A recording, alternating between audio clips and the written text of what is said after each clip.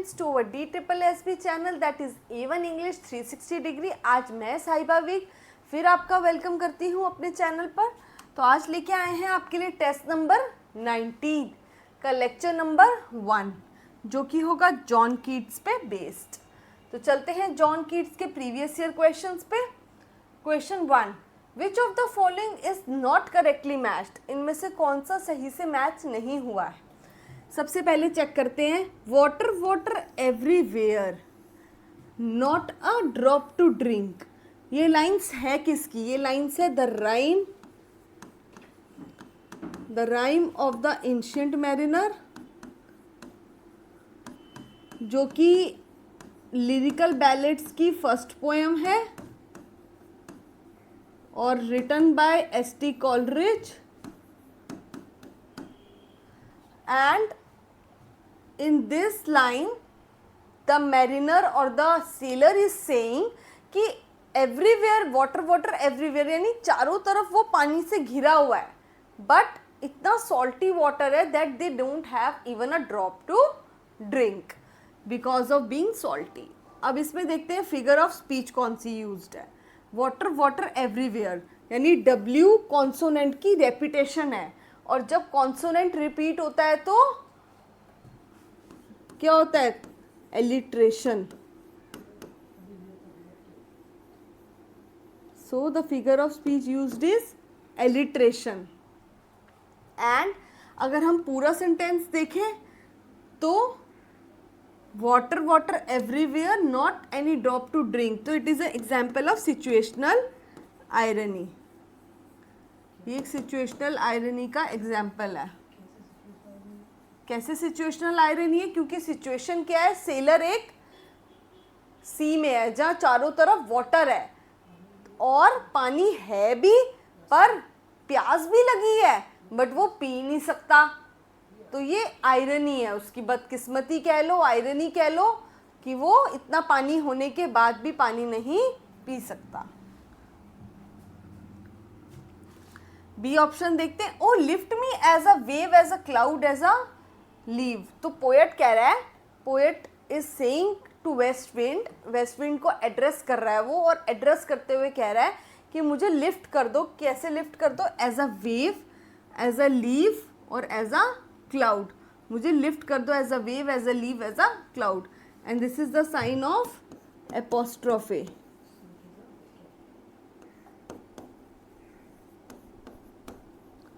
सो ये क्या है? एपोस्ट्रोफे फिगर ऑफ स्पीच इसमें यूज्ड हुई है। And these are the lines from ode to the west wind.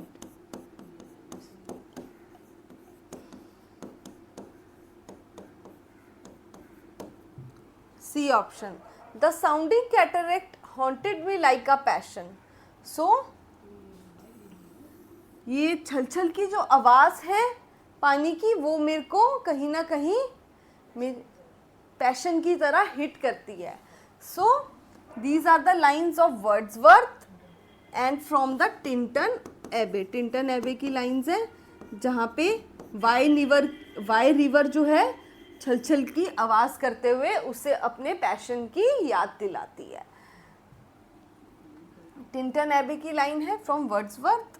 And the sounding cataract haunted me like से क्या पता चलता है? Simile. The figure of speech used is simile.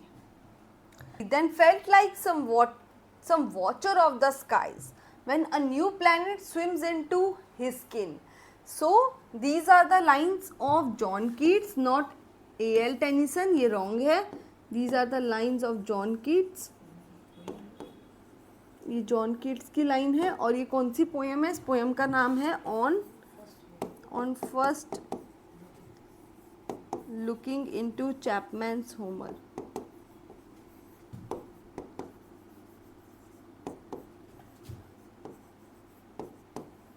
On first looking into Chapman's Homer is the poem by John Keats, and John Keats की जो ये lines है इसमें एक फिगर ऑफ स्पीच भी यूज्ड है। कौन सी फिगर ऑफ स्पीच है बेटा? इसमें लाइक का यूज हुआ है, यानी कि simile. Simile is the figure of speech. बढ़ते हैं अपने अगले क्वेश्चन की तरफ। Question number 2, who coined the term negative capability?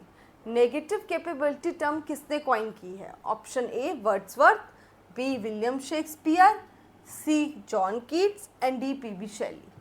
So this term is being coined by John Keats. और किसके लिए उन्होंने कॉइन की है? विलियम शेक्सपियर के लिए. बिकॉज इनके अकॉर्डिंग, जॉन कीट्स के अकॉर्डिंग, विलियम शेक्सपियर के जितने भी वर्क्स हैं उसमें विलियम शेक्सपियर अपने आप को करेक्टर से नेगेट करके रखते हैं, यानी कि करेक्टर में अपने आप को इतना इन्वॉल्व नहीं करते, करेक्टर को डिफ्रेंशिएट करते हैं किससे? अपने आप से. So this is the quality of William Shakespeare. और ये जो वर्क है, ये जो टर्म कॉइंड हुई है, कब हुई है कॉइंड? 1817 में. Question third. Keats' ideas that the poet submerges his or her senses and perceptions in the experience of another entity or even object corresponds to his theory of. So वो क्या कह रहा है कि कीट्स का एक idea था, जो पोएट है वो अपने सबमर्ज कर देता है अपने सेंसेस को एंड रिसेप्शंस को in the experience of another entity, किसी और की एंटिटी में अपने आप को सबमर्ज कर देता है. तो उस क्वालिटी को, उस थ्योरी को क्या कहेंगे? It is negative capability. बेटा ये भी जान लेते हैं पैथेटिक फैलेसी क्या है. It is a kind of personification, जिसमें क्या होता है? It is a kind of personification जिसमें जो इनएनिमेट थिंग्स होती हैं, यानी कि नॉन लिविंग जो थिंग्स होती हैं, उनको लिविंग थिंग्स की तरह प्रेजेंट किया जाता है. ऊपर की दो टर्म्स, ये टर्म जो है दी है जॉन रस्किन ने.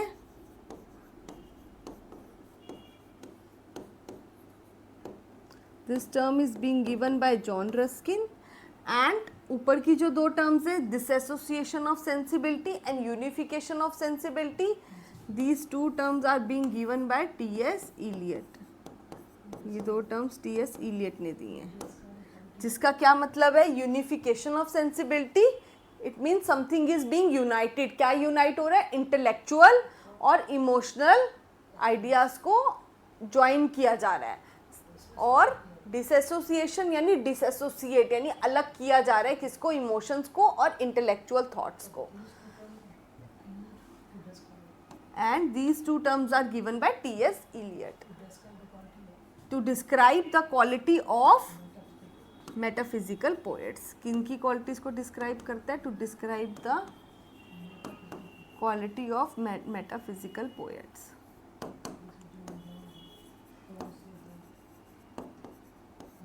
Metaphysical poet.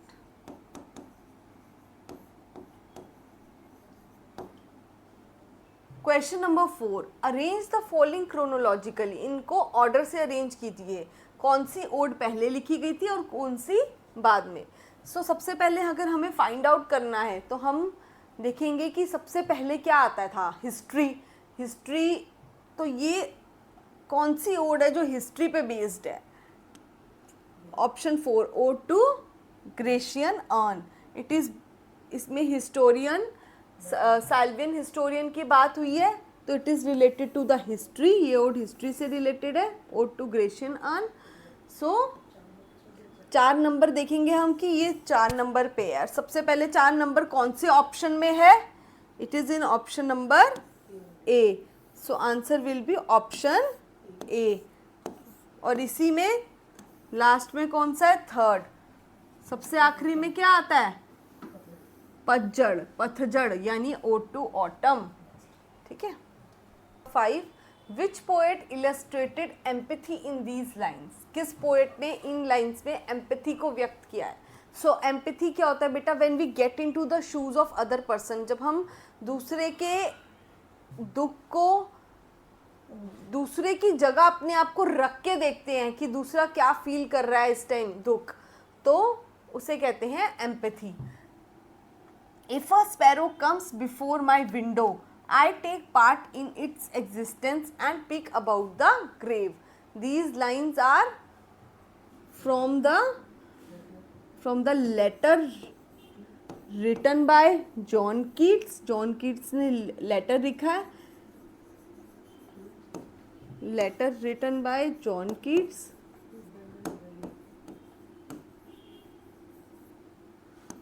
By John Keats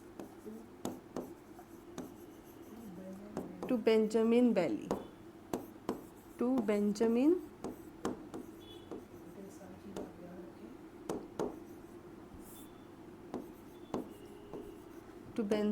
Bailey. सो ये सब चीज़ें आप याद रखें कि कीट्स ने लेटर लिखा था किसको, बेंजामिन बेली को, जिसमें उसने एम्पैथी दिखाई थी. Question 6. There is a strange union of change and stasis in Ode to Autumn, which Keats himself termed as. So, एक strange union है किसकी? A strange union of change and stasis in Ode to Autumn. उस strange union को क्या कहेंगे? A. Freezing, B. Stationing, C. Flux and D. Repose. It is B. Stationing. This is called stationing. And this term is coined by Walter Jackson.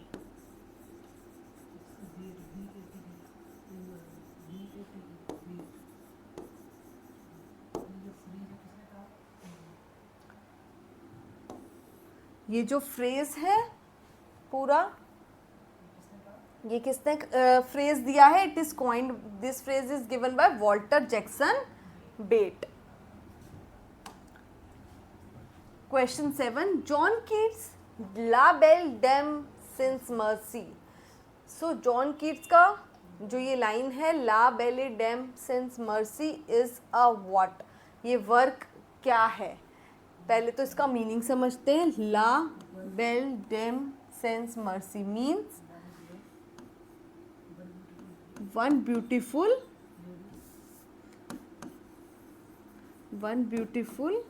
Lady without sympathy. One beautiful lady without sympathy.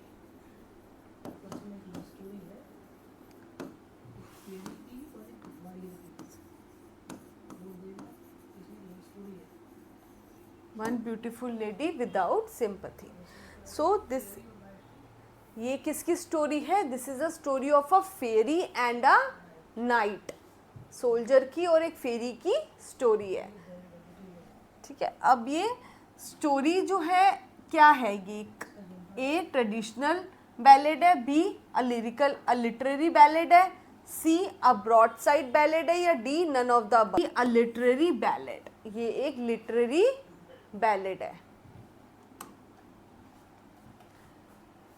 Question 8. Who desired to seize upon the midnight with no pain?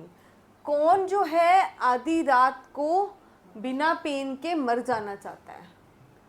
कौन मर जाना चाहता है? A. P B. Shelley, B. William Wordsworth, C. Charles Lamb and D. John Keats. This is John Keats. D.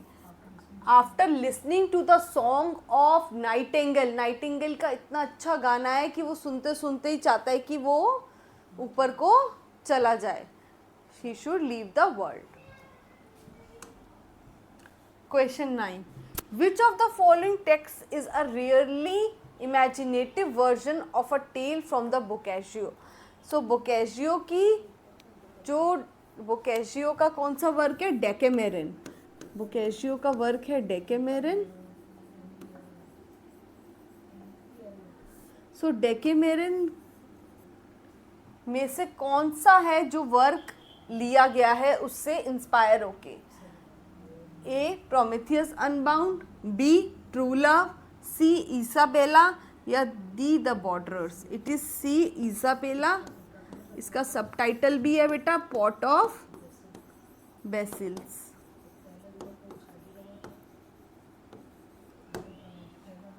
And the first work, Prometheus Unbound, is the work of P.B. Shelley. ये P.B. Shelley का work है और ये एक lyrical drama है.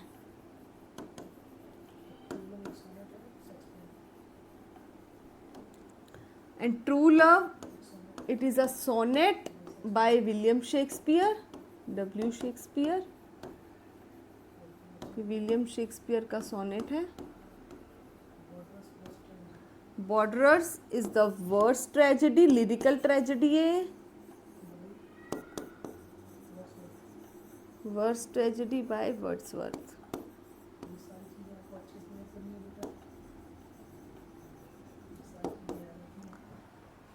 So this is all about this question. Question 10. Who said poetry should surprise a fine excess? कौन कहता है कि पोइट्री जो है that should surprise by a fine excess? A. Wordsworth, B. John Keats, C. P.B. Shelley, and D. Lord Byron. So it is B. John Keats. Number 11. Which poem of John Keats given below is based on the Burton's The Anatomy of Melancholy? कौन सी John Keats की poem है जो कि किस पे based है? Burton's की एनाटॉमी ऑफ मेलंकली पे बेस्ड है. It is ode to autumn, B Hyperion, C Lamia और D the Eve of Saint Agnes. It is C the Lamia. और लामिया क्या है? लामिया एक एंचेंट्रेंस है, एक जादूगरनी है, एंचेंट्रेस, जो कि हाफ वुमेन है, आधी औरत है और आधा स्नेक है. Half women and half snake.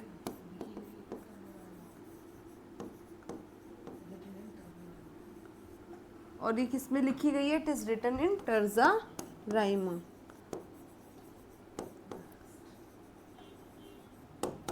Which of the following poems do we get references of Dryad, Flora and Ruth? हमें किस में रेफरेंसेस मिलते हैं? किसके? ड्रायड के, फ्लोरा के और रूथ के. A. Ode to the west wind में, बी. ओड टू ड्यूटी में, C. Ode on a Grecian में, या डी. ओड टू नाइटिंगेल में. तो ये बेसिकली जॉन कीट्स की ओड है, that is ode to nightingale. और इसमें जो पोएट है वो नाइटिंगेल का सॉन्ग सुनने के बाद, नाइटिंगेल का सॉन्ग सुनने के बाद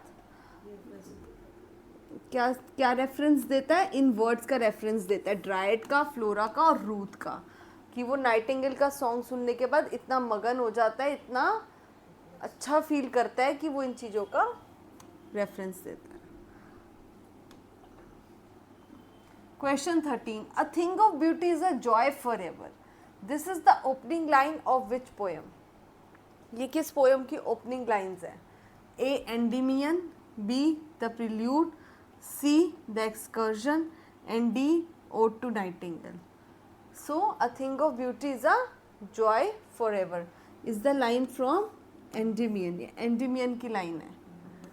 and Endymion is the work of John Keats. ये जॉन कीट्स का वर्क है.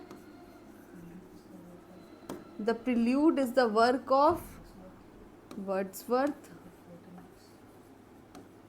वर्ड्सवर्थ का वर्क है और प्रिल्यूड में 14 बुक्स हैं टोटल. एक्सकर्जन 9 बुक्स हैं.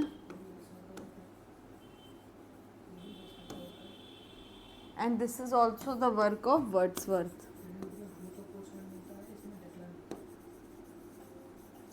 In prelude we find the growth of poet's mind, and in excursion we find the decline of poet's mind. And Ode to Nightingale is John Keats' work.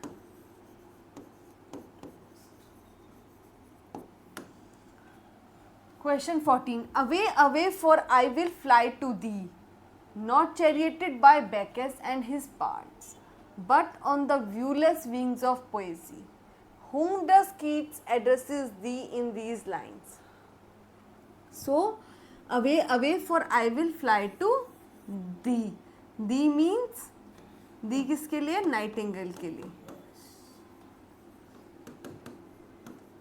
कौन कहता है? Poet कहता है कि मैं उड़ के किसके पास चला जाना चाहता हूँ? नाइटिंगेल के पास उड़ के चला जाना चाहता हूँ। और चैरिएटेड, नॉट चैरिएटेड बाय बैकेस, मतलब यमराज के रथ, यमराज मुझे लेके नहीं जाए, एंड हिज पार्ट्स, ना तो उसके पार्ट्स लेके जाए मुझे जो उनके सारथी है यमराज के, but on the व्यूलेस wings of पोएजी, यानी कि पोएट के पोयम के विंग्स लगा के मैं सीधा नाइटिंगेल के पास उड़ जाना चाहता हूँ। ठीक है, अब वो कह रहा है इसमें कि what does John Keats, why does John Keats addresses thee in these lines? Thee किसके लिए कहा गया है? It is said for nightingale. Question 15, Keats was a Greek, this comment was given by whom? Keats एक Greek थे, ये comment किसने दिया है? A John Keats, B P B Shelley, C Coleridge and D Lord Byron. So it is given by P B Shelley. P B शैली said John Keats was a Greek, and P B Shelley ने और क्या कहा था? And his art is Hellenic, and his art is Hellenic.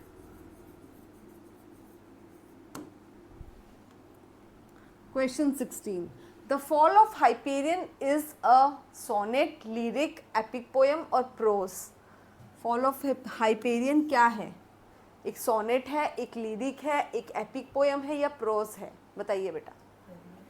It is an epic poem, and ये epic poem है, and after the careful reading of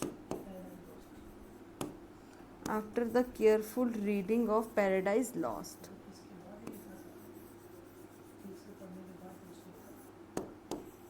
After the careful reading of Paradise Lost.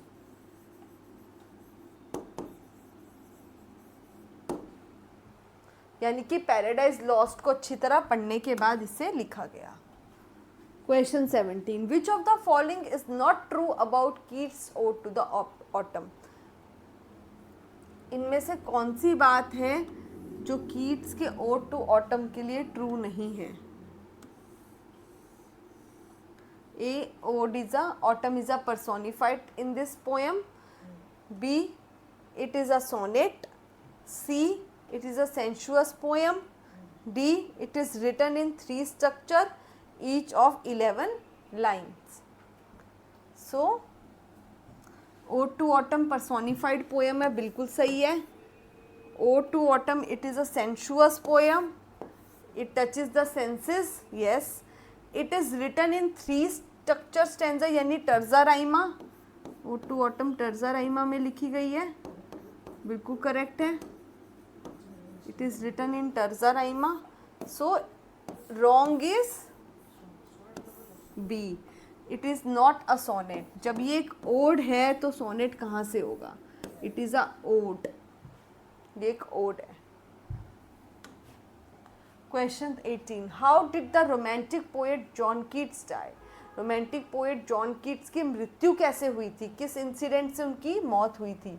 So A heart attack, B tuberculosis, C drowning and D by old age. So he died because of tuberculosis, उनकी मृत्यु हुई थी tuberculosis की disease के कारण। Question 19, John Keats Lamia is a, John Keats की जो Lamia है वो क्या है? A sea god, half man half fish, B forest name, C a winged messenger of the god, D a an enchantress, half women half snake. मैंने पहले के question में भी आपको बताया था लामिया वो जादूगरनी है जो हाफ वुमेन है और हाफ स्नेक है, आधी वुमेन है और आधी स्नेक है। Question 20, which of the following was John Keats first poem? कौन सी जॉन कीट्स की सबसे पहली पोएम है? It is A Lamia, B O solitude, C Ode to Nightingale and D Isabella.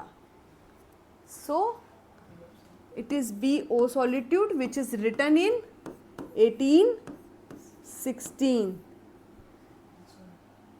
Ode to Nightingale is written in 1819. And O solitude क्या है? Basically it is a sonnet. ये एक sonnet है.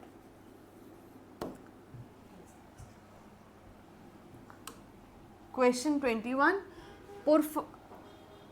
पोर्फायरो and Madeline are lovers in. ये दोनों एक lovers हैं और किस वर्क में इन दोनों लवर्स का जिक्र हुआ है? A the Eve of Saint Agnes, B La Belle Dame sans Merci, C. Isabella, and D. The Eve of Saint Mark.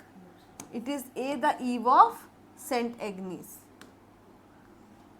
Question 22. John Keats' tombstone reads what? John Keats का जो tombstone है यानी कि जो मकबरा है वो क्या, उस पर क्या लिखा होता है? Here lies one whose name is written in poetry. Here lies one whose name is written in words. Here lies one whose names is written in hearts. Here lies one whose names is written in water. So it is D. Here lies one whose name is written on water. Number 23. She dwells with beauty, the beauty that must die. Who said these lines in his poem? किसने ये lines कही हैं? A. Coleridge, B. Wordsworth, C. Shelley, and D. John Keats. So she dwells with beauty and the beauty that must die. These are the lines by John Keats. ये John Keats की line है और कहाँ से ली गई है? Ode to Melancholy से.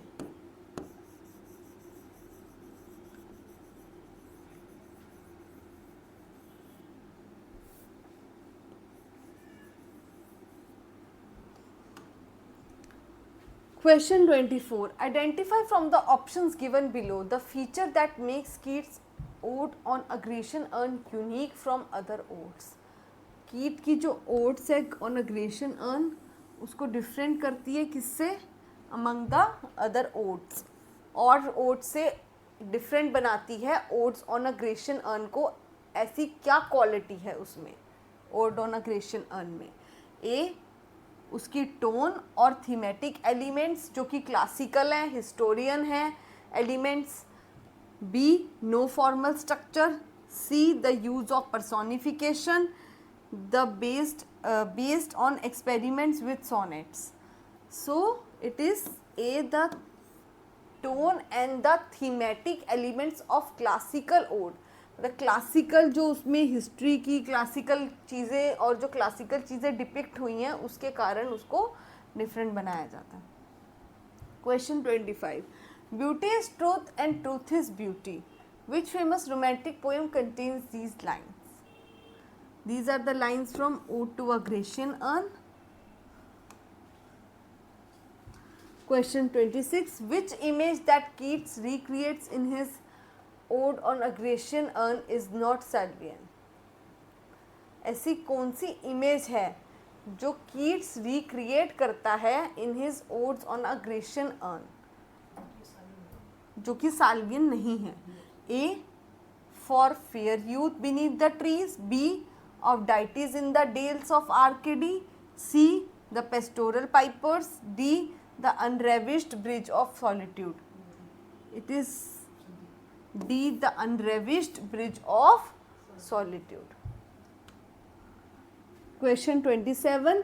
Keats says in his Ode on Aggression Urn that unheard melodies are sweeter. क्यों unheard melodies Keats कहता है sweeter हैं? Because he has tasted them. B. They cannot be shared. C.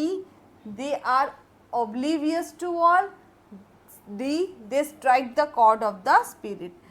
Unheard melodies are sweeter. वो sweet इसलिए हैं क्योंकि they strike the chord of the spirit.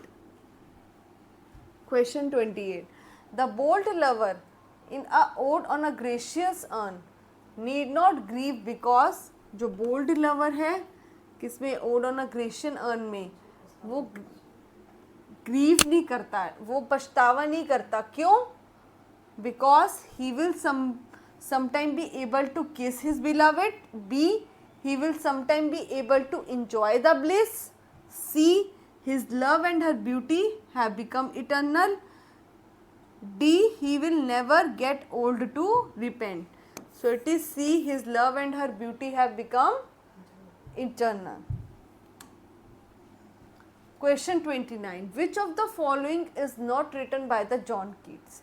इसमें से कौन सा वर्क है जो जॉन कीट्स का नहीं है? A, Ode to Autumn. B, The Eve of St. Agnes. C, The Fall of Hyperion. And D, The Adonis. Which of the following is not written by John Keats?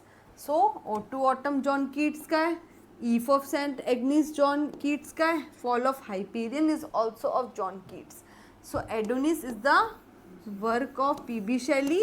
ये P.B. Shelley ने elegy लिखी थी किसकी मौत पे? It is the elegy written by P.B. Shelley for Keats, John Keats. Question number 30. Was it a vision or a waking dream? Fled is the music. Do I wake or sleep? So these are the lines from Ode to Nightingale. ये Ode to Nightingale की line है जो कि John Keats की ode है और उसकी last line है जिसमें वो नाइटिंगेल का संगीत सुनने के बाद इतना मगन हो गया है कि उसे ये समझ नहीं आ रहा कि वो सो रहा है, जाग रहा है, वो विजन है, वो रियल में चीज़ देख रहा है या फिर वो ड्रीम है. So it is the lines of ode to nightingale. Ode to nightingale की लाइन्स है ये and this is the last line of ode. The last line.